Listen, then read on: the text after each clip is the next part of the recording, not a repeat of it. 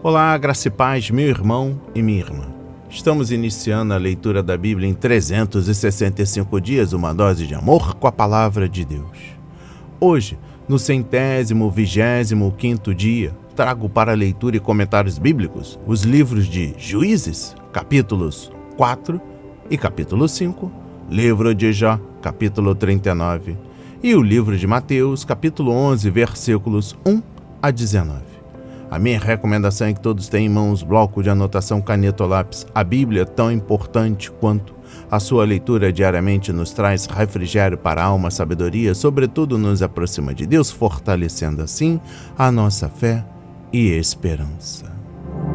Meu irmão e minha irmã, todos nós temos a necessidade de estarmos em comunhão com Deus diariamente. Comunhão esta através da leitura da Bíblia, ouvir os nossos devocionais, orar junto conosco. Estamos vivendo dias em que cada um tem a sua verdade, ainda que nem saiba que está vivendo uma mentira. Cada um quer viver a sua verdade, melhor, vender a sua verdade.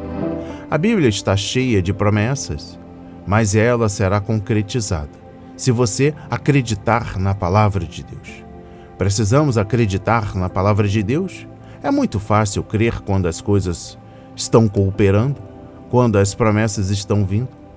Alimente a sua fé quando tudo vier contra. A sua palavra tem muito mais força do que as coisas contrárias que estão vindo contra você. Estamos vivendo um tempo em que devemos abrir os olhos.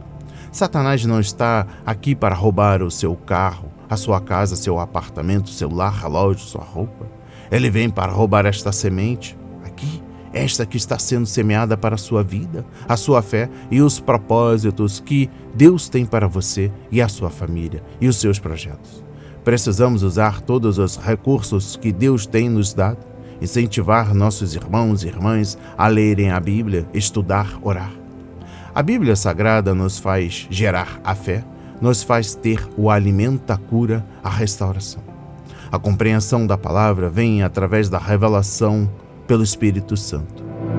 Portanto, lhe convido a repetir estas palavras junto comigo. Senhor, revele a compreensão de sua palavra. Senhor, me dê a compreensão da sua palavra, pois ela nos faz gerar fé, traz a verdade e nos fortalece para o tempo da adversidade. Em nome de Jesus, eu oro e agradeço e enalteço para todos sempre. Amém. E graças a Deus, graças a Deus, graças a Deus. Se desconecte de tudo e permita que a palavra do Senhor adentre em vossos corações. Vamos para a leitura no livro de Juízes, capítulos 4 e 5.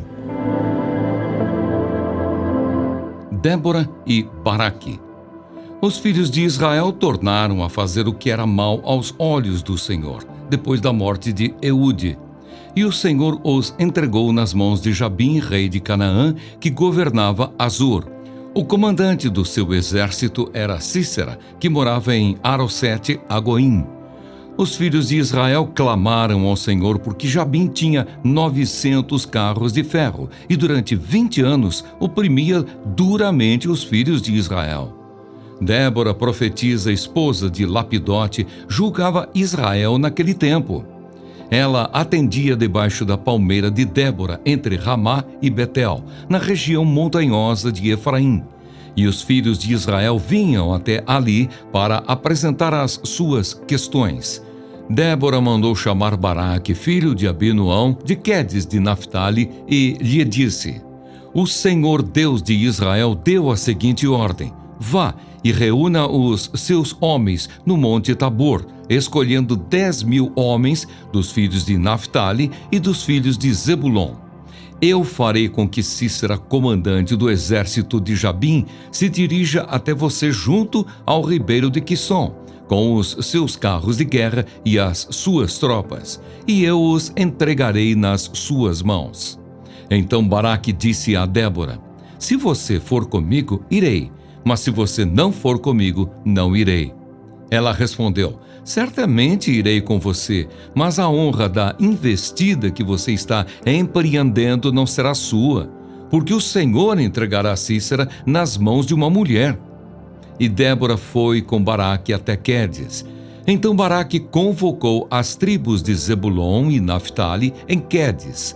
10.000 homens o seguiram, e Débora também foi com ele. Ora, Éber, o queneu, tinha se afastado dos queneus dos filhos de Obabe, sogro de Moisés, e havia armado as suas tendas até o carvalho de Zaananim, que fica perto de Quedes.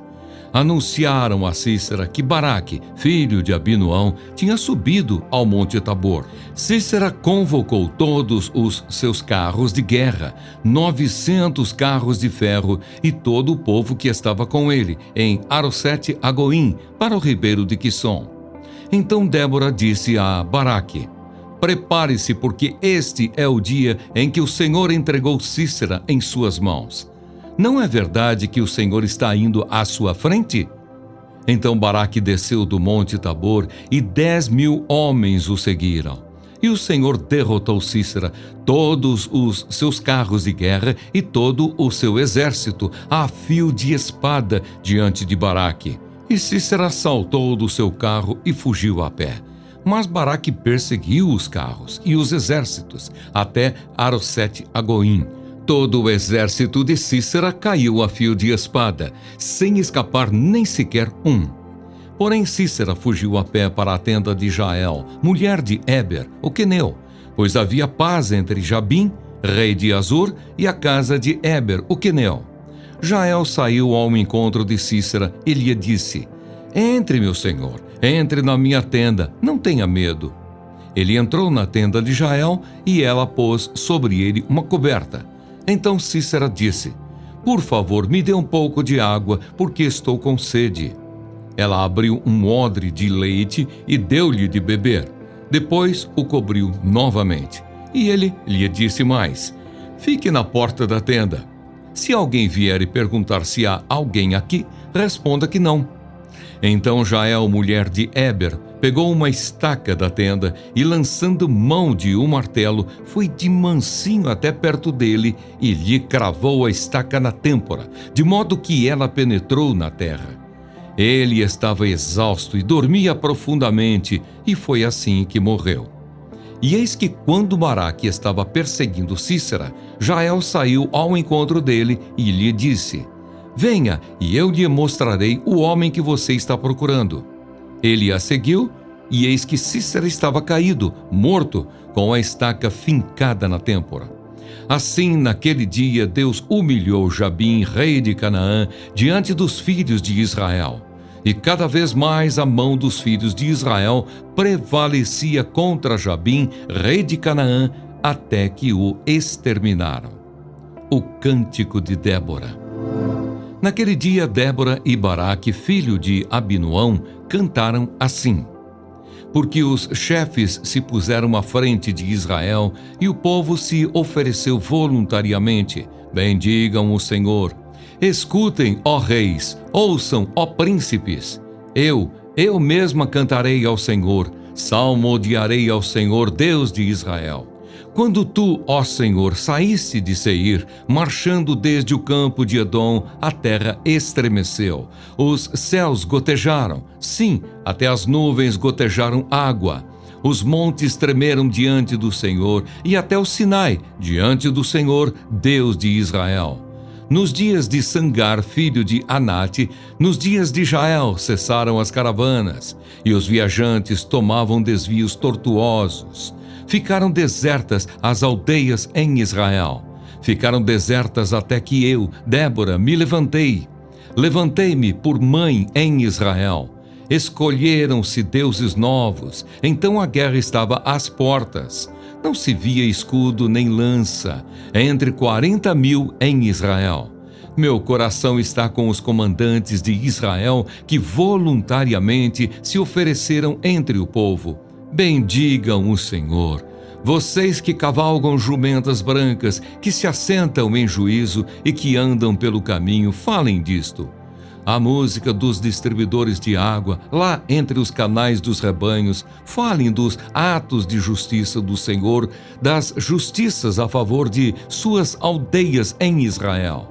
Então o povo do Senhor pôde descer aos portões da cidade. Desperte, Débora, desperte!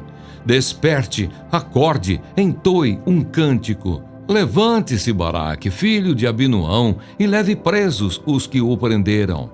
Então desceu o restante dos nobres, o povo do Senhor, em meu auxílio contra os poderosos. De Efraim, cujas raízes estão na antiga região de Amaleque, desceram guerreiros. Depois de você, ó Débora, seguiu Benjamim com os seus povos. De Maquir desceram comandantes, e de Zebulon os que levam a vara de comando. Também os príncipes de Issacar foram com Débora. Issacar seguiu Baraque, em cujas pegadas foi enviado para o vale. Entre as facções de Ruben houve grande discussão. Por que vocês ficaram entre os currais para ouvir a flauta? Entre as facções de Ruben houve grande discussão. Gileade ficou do outro lado do Jordão. E Dan, por que se deteve junto a seus navios? Asser ficou junto à costa do mar e repousou nas suas baías. Zebulon é povo que arriscou a sua vida, bem como Naftali nas alturas do campo. Vieram reis e lutaram. Os reis de Canaã lutaram em Taanaque, junto às águas de Megido, mas não levaram nenhum despojo de prata. Lá do céu as estrelas lutaram. Desde os lugares dos seus cursos lutaram contra Cícera. O ribeiro de Quisson os arrastou. Quisson, o antigo ribeiro. Avante, ó minha alma, firme! Então os cascos dos cavalos socavam pelo galopar, o galopar dos seus guerreiros. Amaldiçoe, Meroz, diz o anjo do Senhor. Amaldiçoe duramente os seus moradores, porque não vieram em socorro do Senhor e seus heróis. Que a mais bendita entre as mulheres seja Jael, mulher de Eber, o queneu. Que seja a mais bendita entre as mulheres que vivem em tendas. Cícera pediu água, e ela lhe deu leite. Em taça de príncipes lhe ofereceu nata. Ela estendeu uma das mãos e apanhou a estaca, e com a mão direita pegou o martelo dos trabalhadores. Golpeou Cícera, rachou-lhe a cabeça, furou e atravessou-lhe as têmporas. Aos pés dela ele se encurvou, caiu e ficou estirado. A seus pés se encurvou e caiu. Onde se encurvou, ali caiu morto. A mãe de Cícera olhava pela janela e exclamava pela grade: Por que tarda em vir o seu carro? Por que se demoram os passos dos seus cavalos? As mais sábias das suas damas respondem, e até ela a si mesma respondia: Não é verdade que acharam e estão repartindo os despojos? Uma ou duas moças para cada homem, tecidos de várias cores para Cícera, tecidos de várias cores de bordados, 1 ou 2 tecidos bordados para o pescoço da esposa. Assim, ó Senhor, pereçam todos os teus inimigos. Porém, os que te amam, brilhem como o sol, quando se levanta no seu esplendor. E a terra ficou em paz durante 40 anos. Amém. Compreendendo o livro de Juízes, capítulo 4, versículo 2. Canaã era composta de várias cidades-estado, sendo cada uma delas governada por um rei, conforme Josué, capítulo 12. Jabim era o nome ou título oficial do rei de Azor. Ele também era chamado rei cananeu, o que poderia significar que era o chefe de uma confederação de monarcas. Mesmo sendo um governante pagão, Jabim seria a pessoa fundamental na próxima interação de Deus com seu povo. Deus levantou Jabim para disciplinar o povo de Israel. Compreendendo o versículo 3, mais uma vez o povo de Israel clamou a Deus, não para perdoar seus pecados, mas para aliviar seu sofrimento. Se o povo tivesse realmente se arrependido, Deus teria feito muito mais do que livrá-lo da escravidão física. Ele o teria libertado também de suas cadeias espirituais. Pedir conforto e não purificação a Deus é simplesmente plantar as sementes do egoísmo que, no final, darão outra colheita amarga. Compreendendo o versículo 4, Deus levantou uma mulher corajosa chamada Débora para ser a juíza na terra.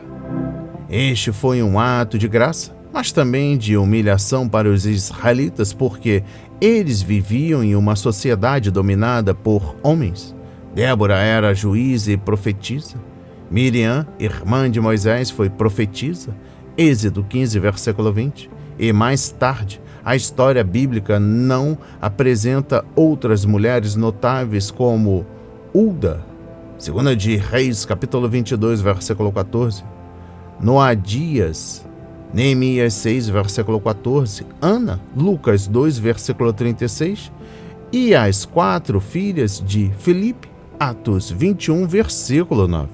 Exposição bíblica dos versículos 6 a 7. Quando Deus deseja glorificar a si mesmo por meio de seu povo, ele sempre tem o plano perfeito. O Senhor escolheu o líder das forças israelitas, o lugar para a batalha e o plano a ser seguido por seu exército. Deus também garantiu a vitória. Era como se os bons e velhos tempos de Josué tivessem voltado. Compreendendo o versículo 8, sabemos que os mandamentos de Deus são possibilidades de Deus e que devemos obedecer à sua vontade, a despeito das circunstâncias, sentimentos ou consequências. Mas nem sempre fazemos isso. O fato de Débora ter concordado em acompanhar Baraque sugere que o pedido dele não estava fora da vontade de Deus, embora, ao atendê-lo, o Senhor tenha tirado a honra dos homens, dando-a às mulheres. Exposição bíblica dos versículos 11 a 23. O Senhor é o protagonista nesta cena. Ele não só controlou o exército inimigo e o levou a cair na armadilha, como também deixou as tropas de Sísera em pânico. Quantas vezes os cristãos ignoram a providência amorosa de Deus, atribuindo os acontecimentos ao simples acaso ou mesmo à sorte? Exposição bíblica dos versículos 18 e 19. Quando Jael, mulher de Eber, saiu ao encontro de Sísera e o convidou para entrar em sua tenda, o cananeu acreditou estar seguro. Afinal, naquela cultura, ninguém se atreveria a entrar na tenda de uma mulher casada, exceto o marido. Jael deu-lhe leite em vez de água e depois o cobriu com um manto. O comandante inimigo estava convencido de que havia encontrado uma aliada confiável e que poderia descansar tranquilo. Compreendendo o versículo 22, quando chegou à cena, Baraque descobriu que seu inimigo estava morto e que a profecia de Débora havia se cumprido. Era constrangedor para um líder militar fugir de uma batalha. Já seria humilhante para Sísera ser atacado enquanto fugia do combate. Mas ser morto por uma mulher era a coisa mais vergonhosa de todas. Conforme capítulo 9, versículo 54. E eu encerro a compreensão do livro de Juízes, capítulo 4, trago o versículo 24. Jael não só ajudou a libertar a nação de Israel da escravidão, mas também ajudou a proteger as mulheres das mais cruel das violências. Ela não assassinou seu convidado por mero capricho ou para obter alguma vantagem pessoal. Uma guerra estava acontecendo e ameaçava seu povo. E essa mulher corajosa finalmente deixou de ser neutra e se declarou a favor de Israel. Compreendendo o capítulo 5 do livro de Juízes, versículo 1. Um poema ou cântico não é algo que se possa facilmente descrever, porque se trata de expressão emocional espontânea, que muitas vezes desafia a análise. Ao contrário da poesia inglesa clássica, a poesia hebraica contém temas recorrentes expressos de várias maneiras e frequentes explosões de louvor e oração. Exposição bíblica dos versículos 2 a 12. Nos versículos 2 a 9, Débora e Baraque louvam ao Senhor por tudo o que ele fez por seu povo. Ele deu unidade aos líderes para que Baraque pudesse reunir um exército, conforme versículo 12 e conforme versículo 9. O mesmo Deus que deu a vitória a Israel no passado lhe daria o triunfo novamente. Israel fez uma aliança com o Senhor no Monte Sinai, conforme versículo 5, e Deus cumpriria suas promessas para o seu povo. Em especial, exposição bíblica dos versículos 13 a 18.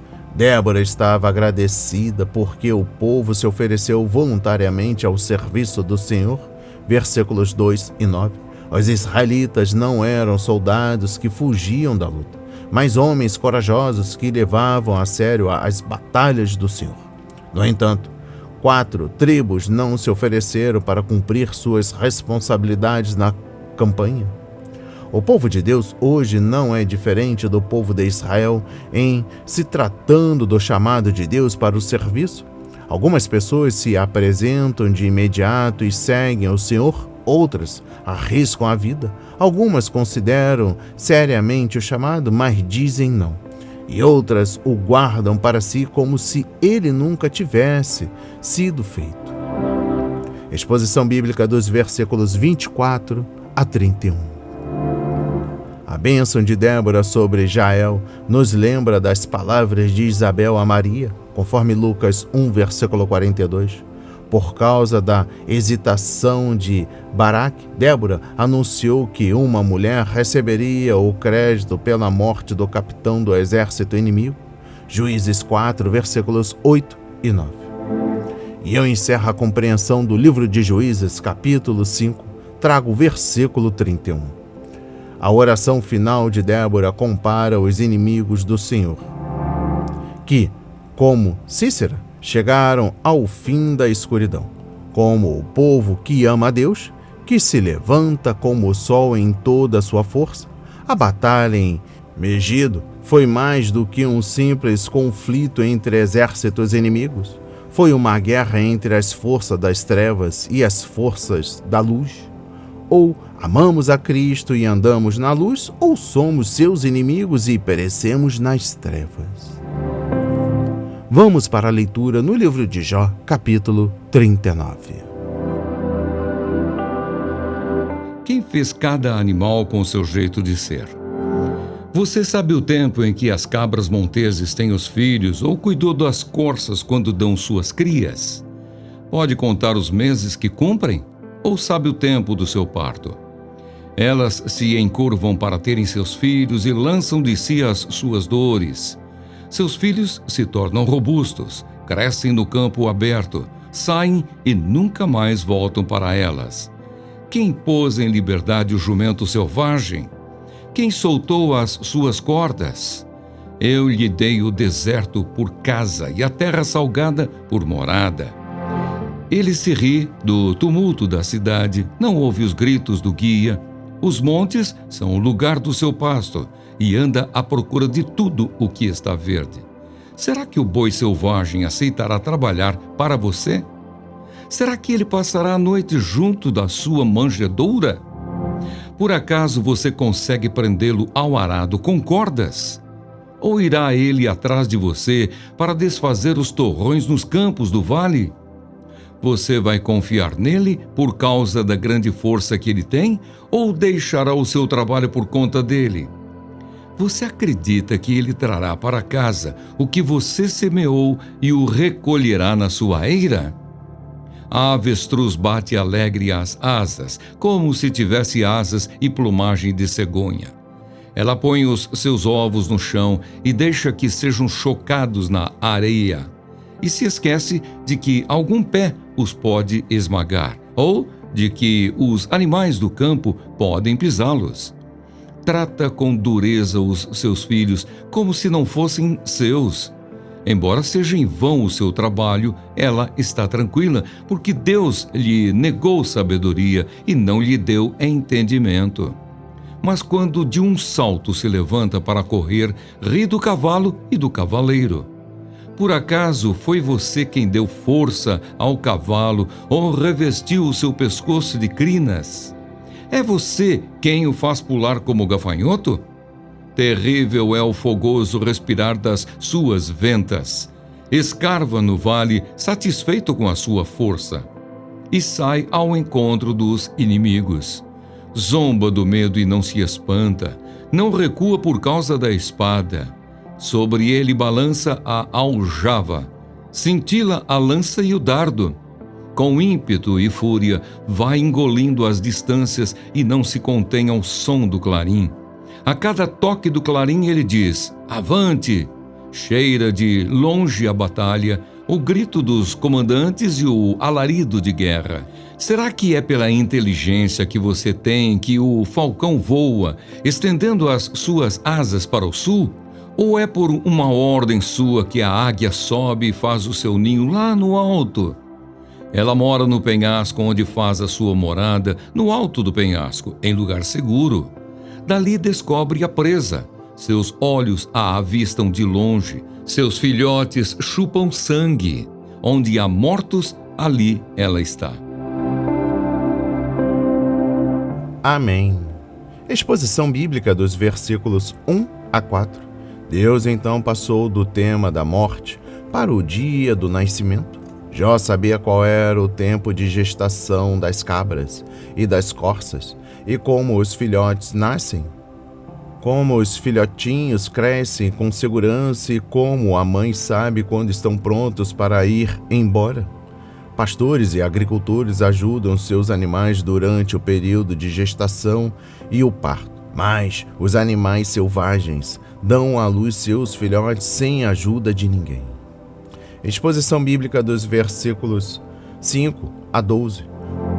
O jumento selvagem vagava livremente pelo deserto e se recusava a ser domesticado. Ele sobrevivia sem ajuda humana, porque Deus lhe ensinou a cuidar de si mesmo. O boi selvagem era outro solitário no reino animal, conforme versículos 9 a 12, recusando-se a se sujeitar à autoridade humana. Você não conseguiria mantê-lo em seu celeiro, pôr arreios nele para arar a terra, nem forçá-lo a fazer a debulha. Exposição bíblica dos versículos 13 a 18. A cegonha tem belas asas, que são muito úteis, mas tudo o que a avestruz pode fazer com as suas é sacudir o ar. Porque Deus fez uma ave que não pode voar, mas é capaz de correr mais rapidamente que um cavalo.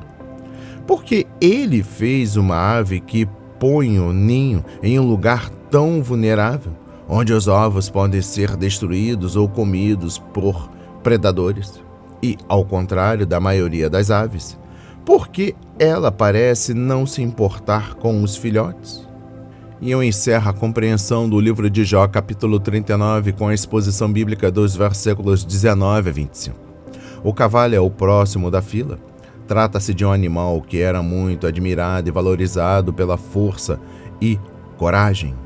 Esta é a descrição de um cavalo de guerra e não de um animal de fazenda.